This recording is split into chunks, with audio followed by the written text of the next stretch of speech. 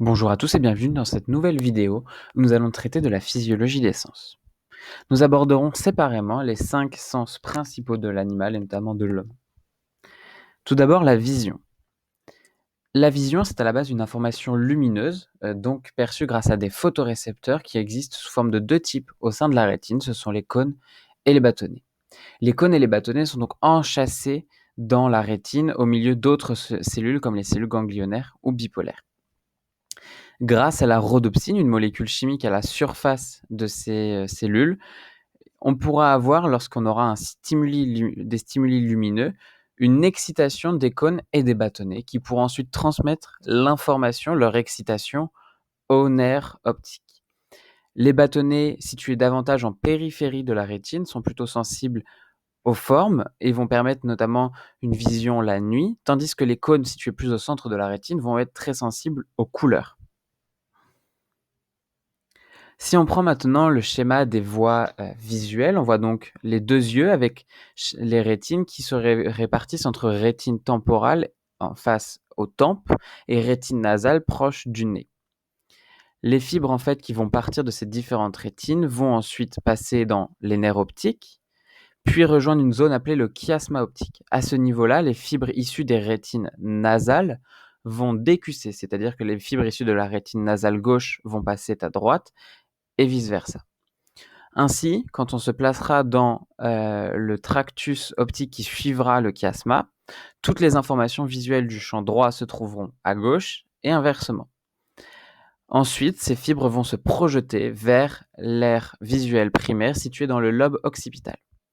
Prenons un exemple concret pour bien voir cette idée de rétinotopie et de décussation de l'information. Si vous observez par exemple une montagne, on peut découper donc votre champ visuel en 4 cadrans, supéro-droit, inféro-droit et compagnie. Et in fine, sur les aires visuelles, tout ce qui était en haut va être observé par la partie basse de l'aire visuelle, tout ce qui était en bas va être observé par la partie haute de l'aire visuelle, et tout ce qui était à droite va être observé à gauche, et ainsi de suite. Ce qui fait que l'image est étudiée complètement à l'envers. Si on s'intéresse maintenant plus à la forme de la reconnaissance, je vous ai donc parlé au début que certes, en fonction des photorécepteurs, cônes ou bâtonnets, les informations obtenues n'étaient pas les mêmes. Vous avez effectivement en fait la superposition de différents calques, avec certaines informations plutôt issues en colonne, donc des informations liées au mouvement, d'autres liées aux formes, d'autres encore liées aux couleurs, d'autres encore liées à l'intensité de la luminosité, etc. Et c'est la superposition de toutes ces informations qui permet au cerveau de reconstituer l'image. L'image ensuite va, donc au niveau des aires visuelles primaires, va ensuite être envoyée à d'autres aires associatives par les voies ventrales ou dorsales pour permettre à la fois la reconnaissance en passant par le lobe temporal et en faisant appel à la mémoire, mais aussi permettre des actions et des réactions à ce que l'on voit en allant jusqu'au cortex préfrontal. Parlons maintenant de l'audition. Il faut tout d'abord savoir que l'audition, donc le son, est une onde sonore, une onde mécanique. Cette onde va arriver, donc bouge dans l'air, passe par le pavillon, le conduit auditif qui constitue l'oreille externe, puis après le tympan qui est donc une membrane qui fonctionne un peu comme un tambour, va transmettre les vibrations aux différents osselets, aux 3 osselets qui constituent l'oreille moyenne. Ensuite, ces osselets vont venir faire bouger au niveau de la cochlée, transmettre la vibration et l'amplifier au niveau de la cochlée. Et c'est au niveau de la cochlée qu'on aura les tonorécepteurs sensibles au son et qui permettront la réception de l'onde sonore.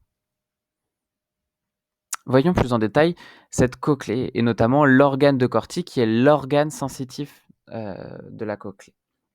Le son, les vibrations sonores vont se propager dans cette espèce d'escargot dont on voit ici une coupe à gauche. Et plus les ondes sonores seront de basse fréquence, c'est-à-dire des sons graves, plus le son pourra se propager loin dans l'organe de Corti et inversement, des ondes de haute fréquence, donc des sons plus aigus, se propageront moins loin. Cette vibration, ce déplacement de la vibration va faire bouger une membrane particulière, la membrane tectoriale que l'on voit juste ici à droite, qui va ensuite tirer les cils des cellules ciliées qu'on voit ici, le permettant ainsi donc l'ouverture de canaux potassiques qui feront entrer le potassium dans les cellules ciliées internes qui vont donc s'exciter et transmettre l'information au nerf cochléaire qui ensuite se dirigera vers le cortex auditif. Ce passage se fait de manière assez particulière, donc on emprunte le nerf auditif qui va ensuite rejoindre le tronc cérébral et notamment rejoindre ce qu'on appelle les zones qu'on appelle les colliculus supérieurs ainsi que les corps genouillés. Ces structures vont permettre d'ailleurs un partage d'informations entre la droite et la gauche, ce qui fait que ce qui est perçu par l'oreille droite est également perçu par l'oreille gauche. Ces fibres montent ensuite jusqu'au thalamus, puis au cortex auditif qui se situe à la partie supérieure du lobe temporal. C'est les zones que vous voyez écrites en 3 et légèrement dessinées en orange. Il faut savoir que le cerveau est capable de reconnaître les sons et de reconnaître une direction du son en étudiant en fait la différence de vitesse d'arrivée des informations entre une oreille et l'autre. Il est quand même capable d'avoir cette perception du lag entre les deux oreilles pour savoir si le son arrive plus de la droite ou de la gauche.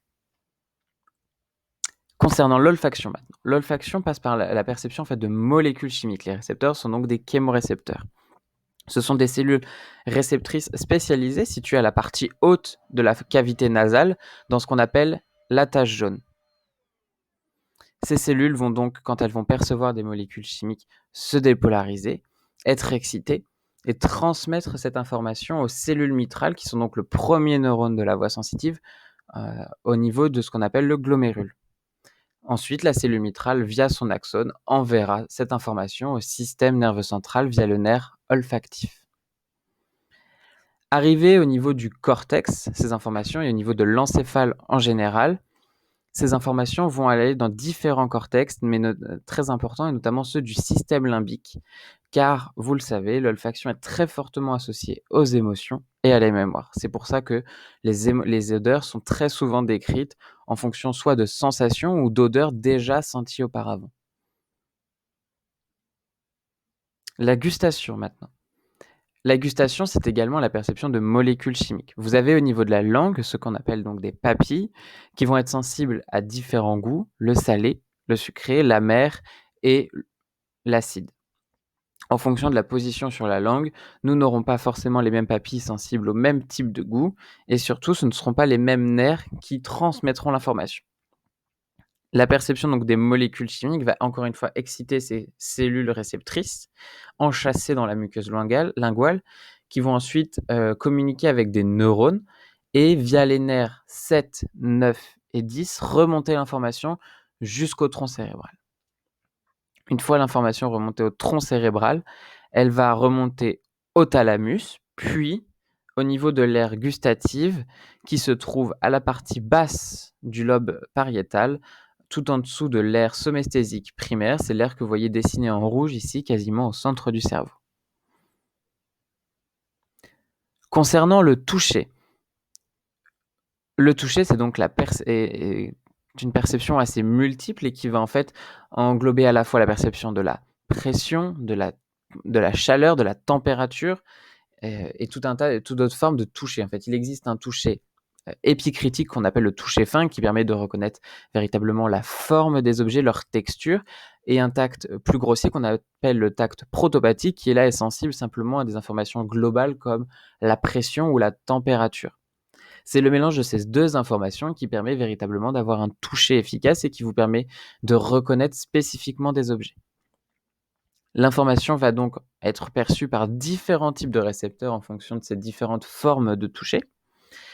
Ces récepteurs vont ensuite être reliés à deux voies de la sensibilité majeure que vous avez déjà étudiées, que sont les voies spinothalamiques et les voies de la colonne dorsale.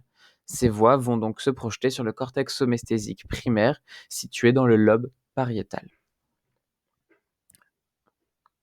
J'en ai terminé avec ces explications pour les sens. Je vous remercie de m'avoir écouté et je reste à votre disposition si vous avez des questions.